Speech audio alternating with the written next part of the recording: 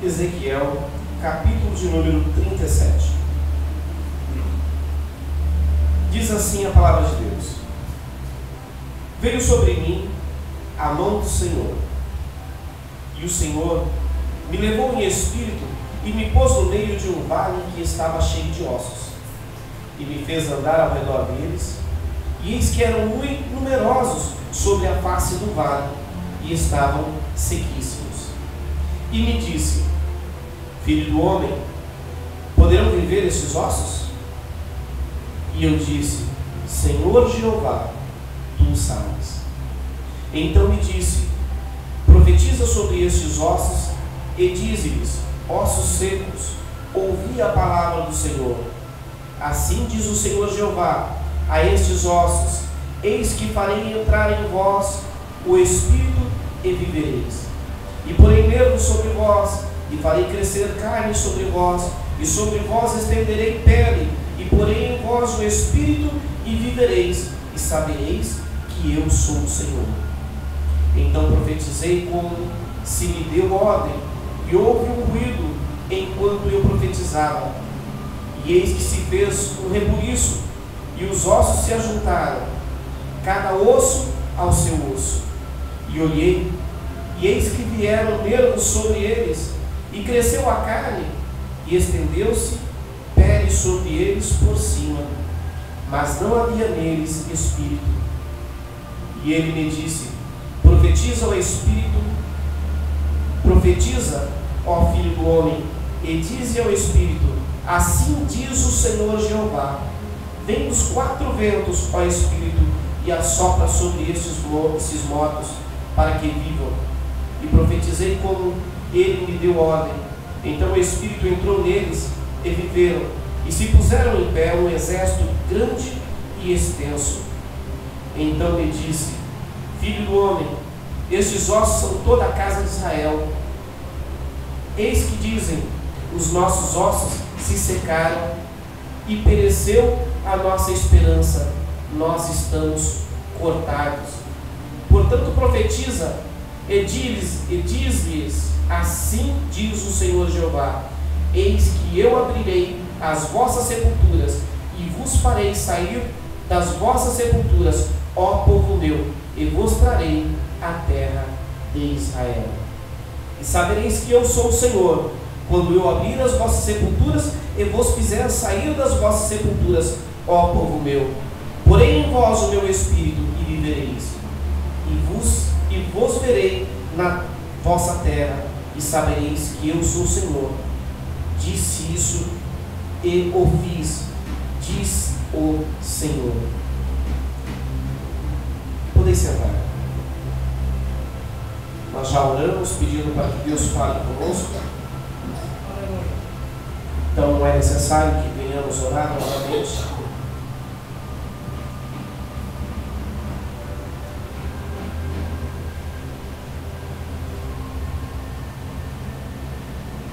Esse texto, normalmente, ele é usado para mensagens de avivamento espiritual. Porque esse texto nos fala de uma nova vida.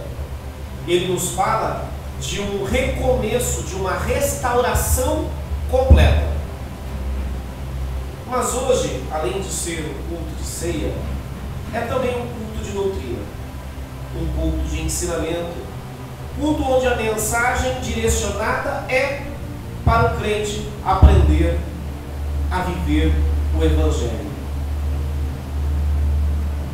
E essa mensagem de hoje nós vamos aprender 10 lições que nós podemos tirar para a nossa vida como um proveito muito grande para nós, para termos transformação da nossa vida. Primeiro nós precisamos entender um pouco a respeito desse texto aqui. O que está acontecendo? Aqui nós vemos o Senhor levar Ezequiel em espírito. Ele está tendo uma visão, ele não é arrebatado em seu corpo para ter essa visão, para observar estas coisas, mas ele é arrebatado em espírito para um lugar onde o Senhor lhe mostra um vale cheio de ossos secos. E o texto nos diz, conforme nós lemos, este monte, ou essa multidão de ossos secos, representava a própria nação de Israel. E quando nós falamos nação de Israel, nós estamos falando do povo de Deus. Nós temos ouvido de vez em quando alguns pregadores falar que a igreja é Israel, a Israel atual. Não, nós não somos a Israel atual. Nós somos hoje um povo que recebeu um chamado diferente da nação de Israel. Embora haja muita semelhança, nós não somos uma nação, nós somos um povo gentil que aceitou fazer parte do reino de Deus, através do sacrifício de Jesus, enquanto que a nação de Israel herdou o direito de ser chamado povo de Deus, através da herança que eles tiveram de Abraão. Mas quando nós vemos no passado falar da nação de Israel, nós observamos um simbolismo acerca da igreja de hoje. Porque da mesma forma que a nação de Israel foi formada para servir a Deus em todos os caminhos, da mesma forma que a nação de Israel foi chamada e foi instituída para ser um povo ao qual o reino de Deus fosse representado por eles, a igreja também. E com esta visão que Ezequiel está tendo acerca da nação de Israel, nós podemos transferir para nós grandes missões que esse texto nos apresenta, algumas verdades que esse texto nos apresenta.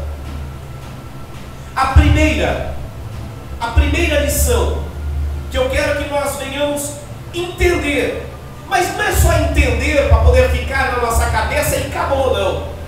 Não é ter um conhecimento só para inchar a mente com mais conhecimento, não. Os ensinamentos que nós temos através desse texto aqui, nós temos que aprender, entender e pôr em prática. Por quê? Porque senão, esta palavra que aqui foi dita sobre esse vale de ossos secos, nós seremos não o profeta, mas seremos sim o vale de ossos secos. Seremos aqueles ossos que se tornaram secos. E por que esses ossos tornaram-se secos? A palavra aqui, o texto nos diz que estes ossos representavam a nação de Israel, que foi se afastando de Deus, se afastando dos propósitos de Deus, ao ponto deles terem a morte espiritual e diante de Deus serem vistos como um vale de ossos secos, ou seja, um monte de ossos completamente sem vida. Aleluia. Primeira coisa que nós precisamos compreender aqui, Ezequiel é chamado para este vale. O profeta, o homem de Deus, a mulher de Deus, não é chamado para estar onde exatamente ele quer. O homem, a mulher, é chamado por ele para estar onde Deus quer. As escolhas que nós fazemos em nossa vida devem ser baseadas não na nossa vontade, não no nosso desejo, mas sim no desejo e na vontade de Deus.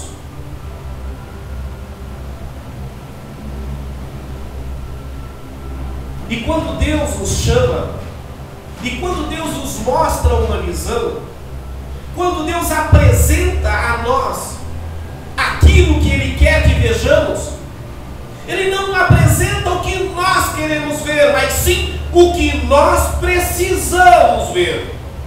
Quando Deus manda alguém trazer-nos uma mensagem, essa mensagem não vem segundo aquilo que eu quero ouvir, vem segundo aquilo que eu preciso ouvir. Quando Deus nos chama,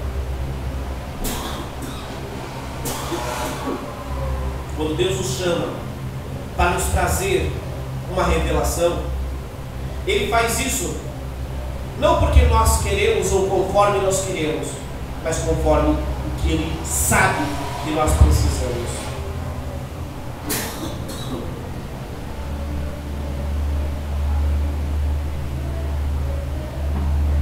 Outra lição muito importante que nós precisamos compreender: quando Deus nos mostra alguma coisa, quando Deus ele nos revela algum dos seus mistérios, não é para que nós venhamos a ficar parado, estático e simplesmente felizes, porque o Senhor nos mostrou alguma coisa.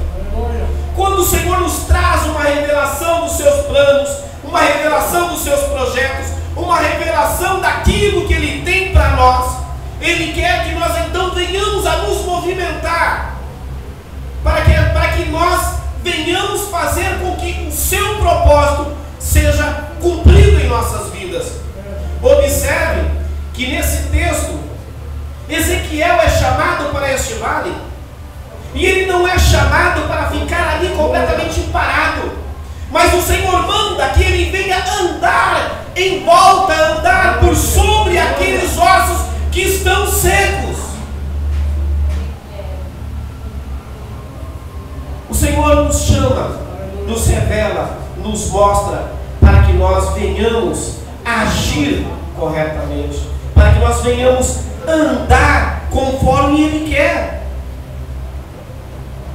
Uma coisa para nós é nós ficarmos andando diante daquele paraíso que o Senhor nos apresenta quando aceitamos a Jesus. Quando aceitamos a Cristo, é maravilhoso nós estarmos alegres, é maravilhoso nós estarmos diante dEle e fazendo a vontade dEle acontecer no momento de alegria. Mas o Senhor ele não mostra a nós e não quer que nós venhamos estar somente em momentos de alegria, de vitória. Quando está havendo derrota ao nosso redor, precisamos andar e profetizar bênção onde está havendo maldição. Precisamos compreender também que a mão do Senhor pode nos tirar do nosso lugar de conforto. Imaginem, Ezequiel, ele não estava passando por aquela sequidão espiritual. Ezequiel não estava sofrendo com aquela morte espiritual que a nação em geral estava sofrendo. Ele estava em uma posição de conforto, porque ele tinha a sua comunhão com o Senhor garantida. Mas a mão do Senhor nos tira deste nosso lugar de conforto, da nossa zona de conforto, para nos levar aonde Ele quer que a sua palavra seja anunciada.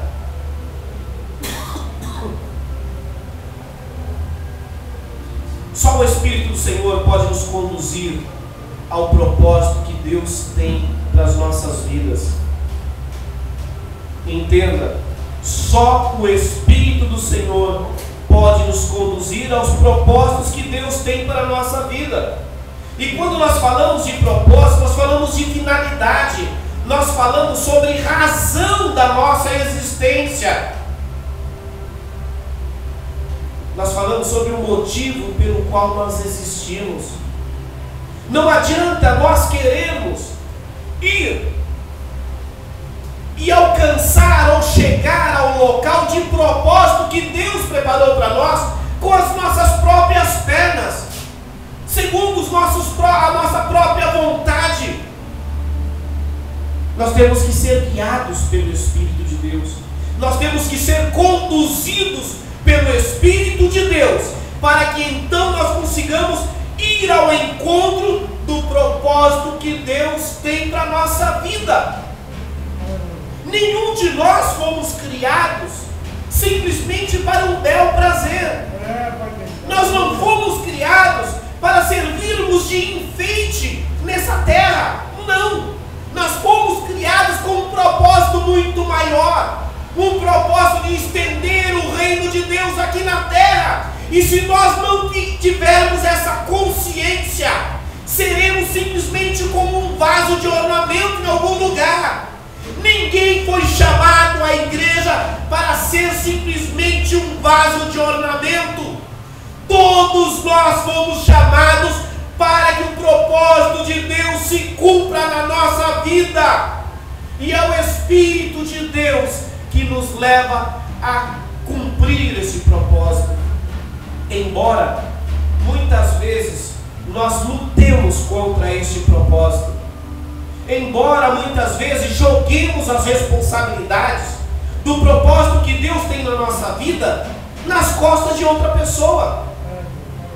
Quer ver algo muito comum? É muito comum nós ouvirmos entre os membros da igreja: ah não, quem tem que fazer trabalho de evangelismo é o pastor, é ele que foi chamado para ser pastor, eu fui chamado para ficar sentado no banco. É muito comum nós ouvirmos isso. Todo pastor faz essa reclamação, todos eles dizem a mesma coisa. Mas nós precisamos compreender, como dizia um pastor que congreguei com ele durante cerca de 5 anos, ele costumava sempre dizer: ovelha gera ovelha. Se ovelha gera ovelha, então ela tem que produzir ovelhas. E o que quer dizer isso? Ele tem que conseguir trazer mais ovelhas para a casa de Deus. Este é o maior propósito que Deus tem nas nossas vidas, que nós venhamos a reproduzir almas para o reino de Deus. O Espírito Santo muitas vezes encontra dentro de nós uma batalha muito grande. Ele fica falando a nossa consciência, falando ao nosso coração: faça isso, faça aquilo. Mas nós ficamos relutando, porque muitas vezes nós nos encontramos no mesmo estado destes ossos que estavam neste vale, secos, sequíssimos, sem vida, sem ação.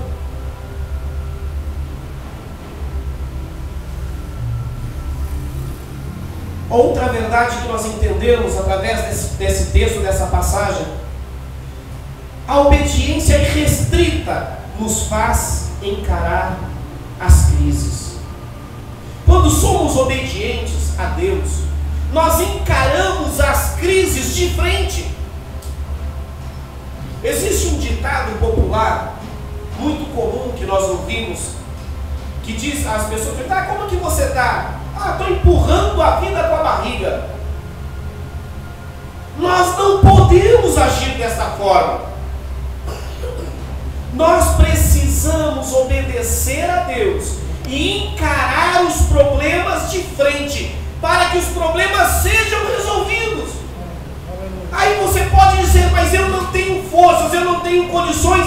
Não se preocupe, o Espírito Santo de Deus está contigo e te ajudará em todas as suas necessidades.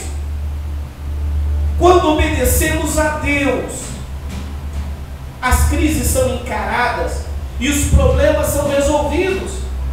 Como disse o Senhor no livro de Mateus, se eu não me engano, capítulo 3 ou capítulo 6, ele fala: buscai primeiro o reino de Deus e a sua justiça, e as demais coisas vos serão acrescentadas. Nós muitas vezes não queremos aceitar essa verdade em nossa vida, porque é muito fácil nos acomodarmos em nossa zona de conforto. Mas quando obedecemos a Deus de forma irrestrita, nós não observamos o problema à distância, nós encaramos e acabamos sendo usados por Deus como ferramenta para que essa crise se acabe. A crise que esse texto nos apresenta é a morte espiritual da nação de Israel. A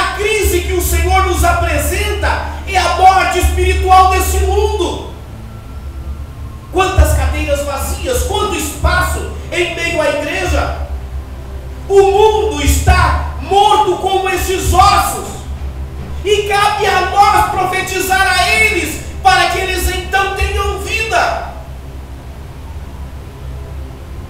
É preciso obedecer. É preciso obedecer a Deus e agir conforme a vontade dele. Aleluia. Só a palavra de Deus pode mudar uma realidade, transformando ela em uma outra completamente contrária. Observem que o texto fala de um vale onde um exército estava morto e os seus ossos estavam completamente secos. Não havia nem sequer um resquício de vida neles. Aleluia. Mas a palavra de Deus tem poder de transformar a morte em vida. A palavra de Deus tem condições de tirar alguém da sepultura e trazê-lo à vida.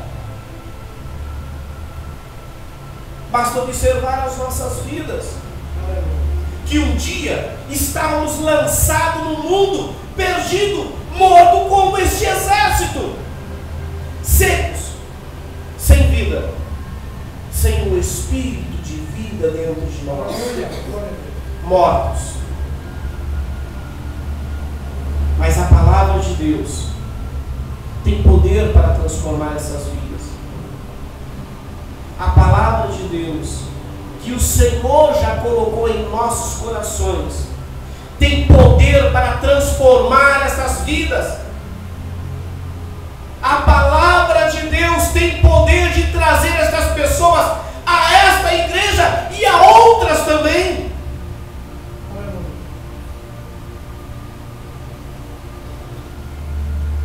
Outra verdade que nós precisamos compreender é que o nosso Deus é o Deus da esperança. Quando o profeta vê aquele monte de ossos amontoados ou espalhados por aquele vale, e ele está andando por meio daqueles ossos, por si só, ele olhava para aquilo e não via esperança alguma. Ele não sabia o que fazer em meio a toda aquela morte, toda aquela mortandade que ele estava presenciando. Mas quando Deus pergunta ao profeta: é possível esses ossos voltar a ter vida? É possível que estas pessoas que estão enfiadas em meio às drogas possam voltar a ter comunhão com Deus? É possível essas pessoas que entregaram as suas vidas à criminalidade voltarem a ter comunhão com Deus? É possível essas pessoas que se entregaram a todo tipo de concupiscência da carne voltar a ter comunhão com Deus? Talvez aos seus olhos, talvez aos meus olhos, nós não encontramos nenhuma esperança de que isso aconteça.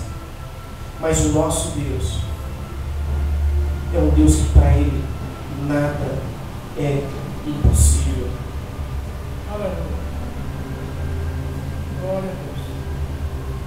Podemos até ficar desanimados, podemos até não conseguir ver a solução para aquilo que nós vemos como um problema. Mas Deus, Ele é tão maravilhoso, Ele é tão maravilhoso, que Ele é quem traz a esperança ao nosso coração. Ele é o Deus do impossível. Ele é aquele que faz aquela pessoa que ninguém dá valor algum se tornar um vaso seu. Eu me lembro que quando eu me converti e eu entrei pela primeira vez na primeira igreja evangélica que eu entrei, o rapaz me conhecia da época de escola, e quando ele me viu lá dentro, tendo aceitado a Jesus, ele olhou e falou: o Luizinho aceitou Jesus? Não é por muitos dias. Para a glória de Deus, os seus pensamentos não eram os pensamentos de Deus. nossos olhos, muita coisa pode ser impossível, mas para Deus nada é impossível. O nosso Deus é um Deus que vivifica. O nosso Deus, Ele consegue trazer vida aonde não há mais esperança de vida. Lembram-se da história de Lázaro? 4 dias sepultado, segundo a sua própria irmã, que é relatada no texto bíblico. Ela chega a dizer: Jesus, não faz isso, não manda abrir a sepultura, porque ele já está enterrado há 4 dias, já cheira mal.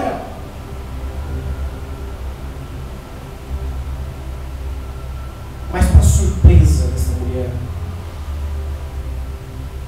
Deus dá vida novamente a Lázaro. Talvez você conheça alguém que aos seus olhos jamais voltará a estar na presença de Deus. Mas saiba que o nosso Deus é aquele que vivifica. Saiba que o nosso Deus não tem prazer em que alguém seja morto. Ele não tem prazer na morte do ímpio, mas Ele tem sim prazer no arrependimento e na transformação de vida do ímpio. E por fim, o mais importante que nós temos que compreender é que quando o nosso Deus fala, acontece. O que Ele anuncia se cumpre. Então saiba, tenha certeza de que se Deus lhe fez alguma promessa algum dia, essa promessa vai se cumprir. Porque Ele não é um homem para mentir. Ele não é homem para mentir. O homem mente. O homem não sustenta a sua palavra. Mas a palavra de Deus não volta sem o efeito desejado, sem o efeito necessário. A Bíblia nos ensina que a palavra de Deus não volta vazia. Quando Ele anuncia, quando Ele diz, Ele cumpre. O texto nos diz, nesse capítulo, versículo 14, ele diz assim, a última parte do texto. Vamos ler o texto inteiro. E porém em vós o meu espírito, e vivereis, e vos porei na vossa terra, e sabereis que eu, o Senhor, disse isso, e o fiz, diz o Senhor. Deus é aquele que diz e faz. Ele é aquele que promete e cumpre. Se há promessas de bênçãos na sua vida, se coloque na posição para receber a bênção, porque a bênção de Deus vai se cumprir na sua vida. Quando ele pergunta ao profeta: você acredita? Há condições de ter vida nesses ossos novamente? O profeta diz a Deus: o Senhor sabe. Deus é quem sabe o que vai ser feito. E aí Deus então dá uma ordem ao profeta: então profetiza sobre esses ossos, porque tendões irão surgir, porque carne irá surgir, porque a pele irá surgir, porque o Espírito irá entrar nesse corpo morto. Então, se Deus disse, confie, somente obedeça e obedeça a Deus de forma irrestrita, mas obedeça. Não espere que Deus venha fazer algo através de outra pessoa, se Ele quer que venha acontecer através da sua vida. Obedeça a Deus.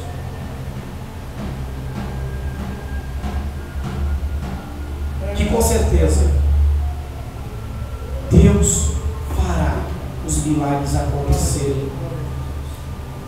Deus irá fazer com que vida venha surgir de onde não há mais esperança.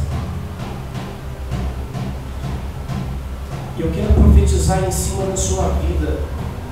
Se você está vivendo uma vida de mornidão e de conformismo espiritual, eu profetizo sobre a sua vida uma nova vida. Eu profetizo sobre você uma nova esperança. Volte sobre você o Espírito de Deus, para que haja vida e para que você consiga exercer todos os projetos que Deus tem na sua vida. E que assim aconteça em nome do Senhor Jesus em você. Porque Deus tem projetos para a vida de cada um de nós. E nós não podemos nos entregar a uma vida de mornidão.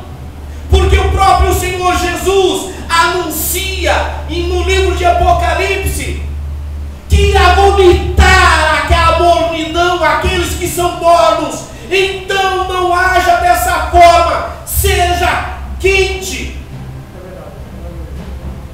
e leve vida aonde aos olhos da humanidade não há esperança. E tenha vida na sua vida, tenha vida em você mesmo. Você que já não vê mais esperança, permita que o Espírito entre, vindo dos quatro cantos, entre em você e traga vida em você. Que Deus te abençoe, em nome de Jesus.